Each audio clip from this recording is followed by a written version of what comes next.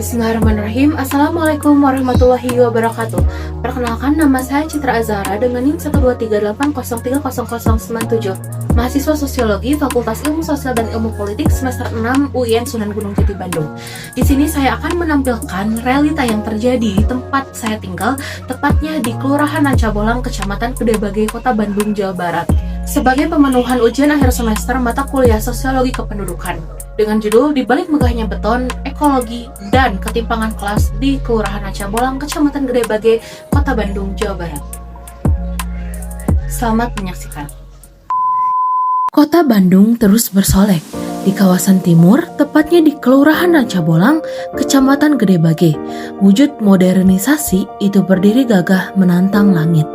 Masjid Al-Jabar, stasiun kereta cepat Wush, hingga kawasan elit Sumarekon kini menjadi ikon baru kebanggaan Kota Bandung. Namun, mari kita sejenak mengalihkan pandangan dari gemerlap infrastruktur ini. Di balik megahnya beton yang menjulang, ada realitas sosial dan ekologis yang diam-diam menjerit. Hari ini, kita akan membongkar dua sisi koin pembangunan di Rancabolang.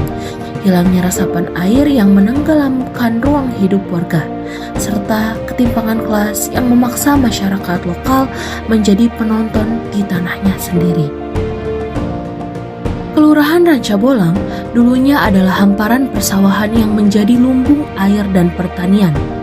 Secara demografis, wilayah ini padat dengan total populasi menyentuh 8.570 jiwa pada awal 2025. Sesuai peta demografi yang berada di Kelurahan Rancabolang, Kecamatan Gedebage. Namun, seiring masuknya proyek-proyek raksasa, lahan pertanian yang dulu menjadi sumber penghidupan warga kini beralih fungsi secara masif. Transformasi ruang ini tidak hanya mengubah wajah geografi, tetapi juga merestrukturasi tatanan sosial masyarakatnya. Masalah pertama yang mengemuka adalah daya dukung lingkungan yang terlampaui. Kawasan Gedebage secara historis adalah wilayah resapan air yang berbentuk cekungan, ibarat sebuah mangkuk. Namun, pembangunan Sumarekon meninggikan lahan hingga 3 meter dari elevasi asalnya. Akibatnya, saat volume sungai Cinambo tinggi akibat curah hujan, air buangan dari permukiman warga, terutama di kawasan Bumi Adipura seperti RW 03 dan RW 04, tidak bisa mengalir keluar. Air yang tak punya jalan pulang akhirnya merendam rumah-rumah warga. Dalam perspektif sosiologi kependudukan, fenomena ini bersinggungan langsung dengan konsep penduduk, sumber daya alam, dan lingkungan hidup. Pertumbuhan infrastruktur yang tidak selaras dengan daya dukung tapak ekologi menciptakan krisis lingkungan. Pembangunan yang memprioritaskan kapitalisasi ruang seringkali mengabaikan fungsi ekologis dasar sehingga masyarakat lokal menjadi korban dari apa yang disebut sebagai ecological marginalization atau peminggiran ekologis. Banjir bukan satu-satunya masalah. Pembangunan infrastruktur nyatanya juga menciptakan jurang ekonomi yang sangat dalam. Nilai jual objek pajak atau NJOP di kawasan Sumarekon meroket tajam dari yang awalnya Rp250.000 per meter persegi saat pembebasan lahan kini mencapai Rp15 juta per meter persegi. Kenaikan ini berimbas langsung pada naiknya beban pajak bumi dan bangunan atau PBB, serta biaya hidup warga lokal. Di sisi lain, pembukaan lapangan kerja nyatanya tidak menyerap tenaga terdidik lokal. Para sarjana dari Rancabolang kesulitan menembus posisi manajerial, sementara masyarakat lokal lebih banyak terserap di sektor informal dan tenaga kerja kasar, seperti petugas kebersihan atau pemotong rumput di kawasan Sumarekon. Jaraknya tidak sampai 1 kilometer, bahkan di beberapa titik jarak itu hanya berkisar 10 meter saja, hanya dipisahkan oleh selembar dinding beton atau seutas jalan. Realitas di Kelurahan Rancabolang ini terbelah menjadi dua dunia yang sama sekali berbeda. Di satu sisi, berdiri sebuah kota mandiri modern yang megah, rapi, dan eksklusif. Namun, tepat 10 meter di pinggirannya, wajah asli kemiskinan struktural menatap kita dengan nanar. Ganggang sempit yang kumuh, deretan kontrakan padat, hingga potret kehidupan warga yang nyaris kehilangan ruang hidup menjadi pemandangan sehari-hari yang luput dari gemerlap pembangunan. Sawah-sawah sisa yang berada di bawah bayang-bayang beton memperlihatkan dengan sangat jelas perbedaan elevasi tanah, sebuah simbol fisik betapa warga lokal berada di posisi terbawah, baik secara ekologis maupun sosial. Seorang pedagang lokal yang kami temui di lapangan berbisik lirik.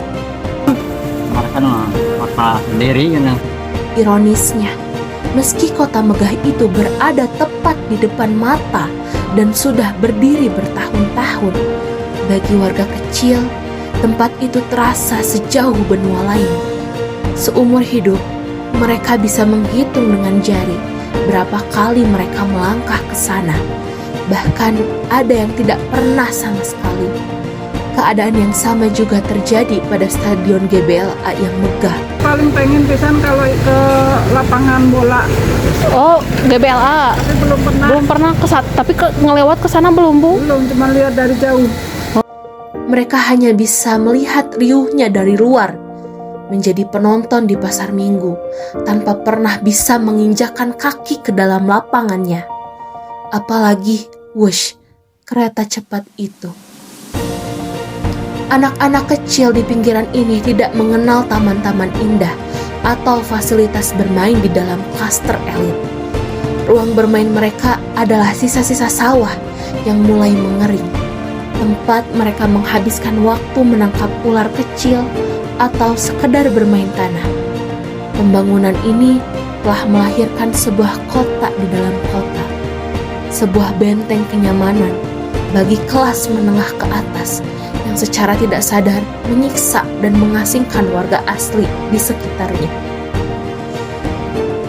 Fasilitas mewah itu dinikmati oleh orang lain yang datang dengan kendaraan pribadi.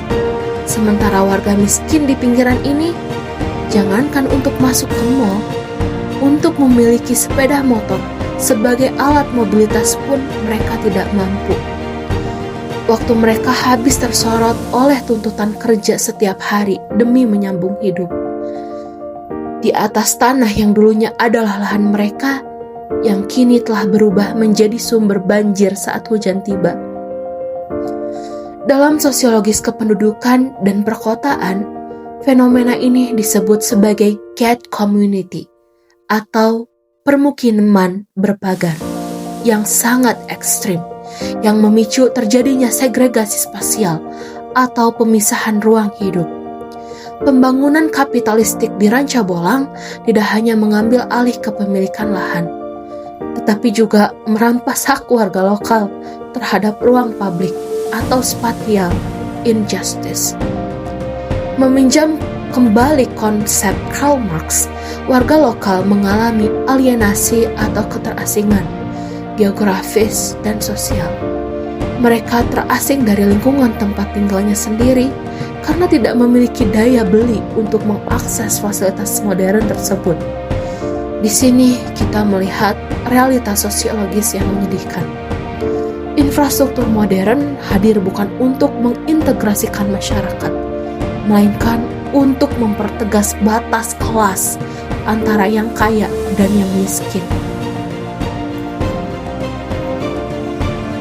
Melihat realitas ini, kita dapat membedahnya melalui kacamata teori konflik Karl Marx. Pembangunan ini secara jelas membagi struktur masyarakat ke dalam dua kelas. Kelompok kapitalis borjuis yang memiliki kontrol atas lahan dan infrastruktur, serta kelas proletar atau masyarakat lokal yang teralienasi atau tersingkirkan dari tanahnya sendiri.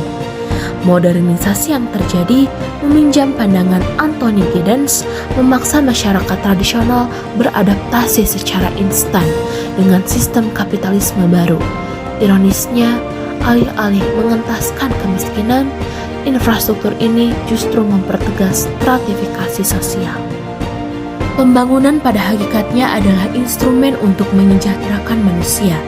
infrastruktur di Rancabolang terbukti memicu perputaran roda ekonomi makro dan memberikan fasilitas ruang publik baru bagi warganya. Namun, telaah sosiologi kependudukan mengingatkan kita bahwa pembangunan yang meminggirkan daya dukung lingkungan dan memperlebar ketimpangan kelas adalah pembangunan yang rapuh. Keseimbangan antara manusia, alam, dan keadilan sosial harus dikembalikan. Warga Rancabolang tidak anti terhadap kemajuan. Mereka hanya ingin kemajuan itu tidak menenggelamkan ruang tamu mereka saat hujan turun dan tidak mengusir mereka lewat lembaran tagihan pajak yang mencekik. Saya, Citra Azahra, undur diri. Terima kasih telah merefleksikan kembali makna pembangunan dari sudut pandang sosiologi. Sekian dari saya. Wabillahi taufiq wal hidayah. Wassalamualaikum warahmatullahi wabarakatuh.